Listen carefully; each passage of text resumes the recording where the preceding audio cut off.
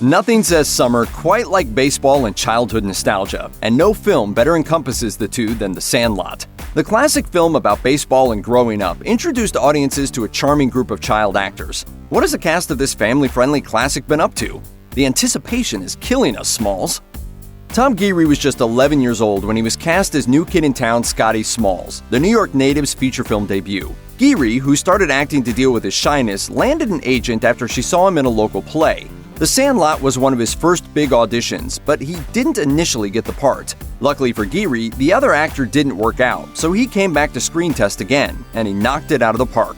Guiry followed up his work in The Sandlot with a role in the 1994 family film Lassie, and yet another baseball film, The Last Home Run in 1996.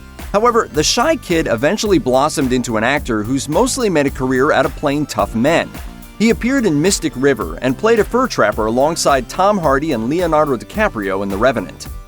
Though Mike Vitar made a considerable impression on young audiences as star player Benny the Jet Rodriguez, he only made a handful of appearances in film and TV afterwards.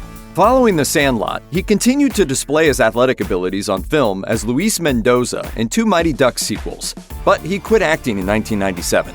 In the midst of his acting career, Vitar started training in emergency medical services in the Los Angeles area, eventually becoming a firefighter in 2002. He was honored the following year for his work saving two fellow firefighters during a house fire in the Hollywood Hills. Unfortunately, not all of Vitar's actions have been heroic. He was arrested in 2015 after allegedly assaulting a grad student on Halloween in northwest Los Angeles with two other firefighters. Patrick Renna stole bases and hearts as Hamilton Ham Porter with one line. You're killing me, Smalls. He reunited with Sandlot castmate Chauncey Leopardi 2 years later in the soccer flick The Big Green, following a turn opposite comedian Pauly Shore in Son-in-Law. Renna continued working throughout the 90s, appearing on plenty of television favorites like Home Improvement, Boy Meets World, The X-Files, and a string of movies. More recently, he appeared in the Kickstarter-funded film Bad Roomies, which he also co-produced. Renna also recently returned to the screen in a big way with a recurring guest role in the Netflix wrestling dramedy Glow as a socially awkward superfan Cupcake. Chauncey Leopardi made his film debut in 1991's Father of the Bride remake starring Steve Martin. Just 12 years old on the set of The Sandlot, Leopardi admitted that he would constantly pester director David Mickey Evans about when they'd be filming his character's kiss with lifeguard Wendy Peppercorn.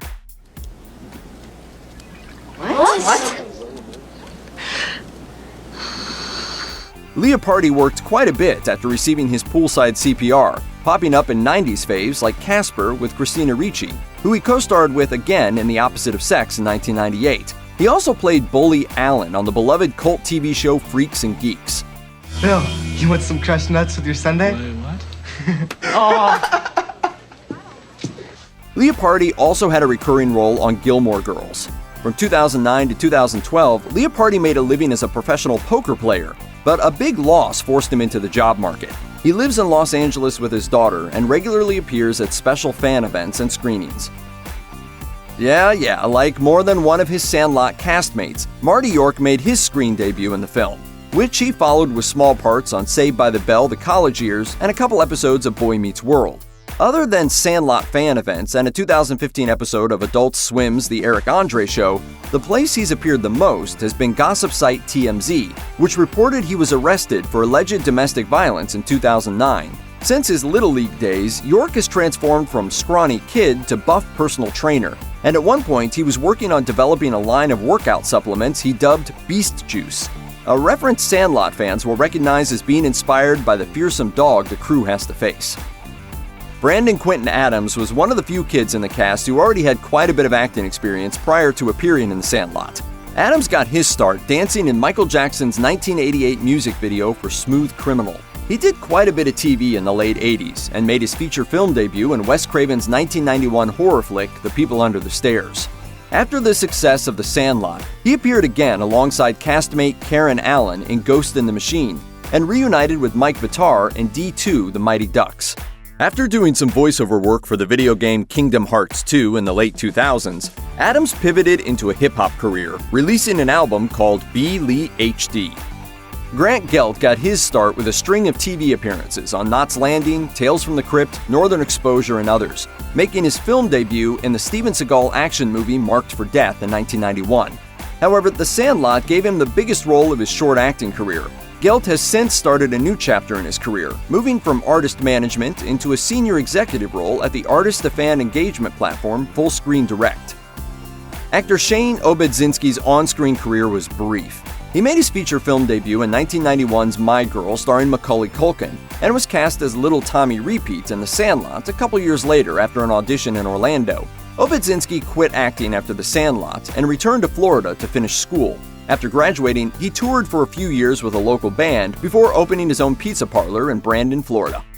Denis Leary was still relatively new to acting when he appeared in The Sandlot as Scotty Small's stepfather Bill. He'd spent nearly a decade working his way up the stand-up comedy circuit in Boston and New York before his one-man show No Cure for Cancer catapulted him to fame. Leary continued making a name for himself throughout the 90s in everything from Demolition Man to Pixar's A Bug's Life. He was a regular on the late-night circuit and continued performing stand-up, as well as producing Comics Come Home, the annual TV special for charity featuring prominent comedians.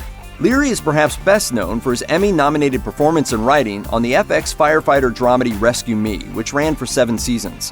He also wrote, produced, and starred in the series Sex and Drugs and Rock and Roll for FX. But he still had plenty of other career home runs, thanks to the HBO drama Recount and appearances in 2 amazing Spider-Man films. What's wrong about you, Peter?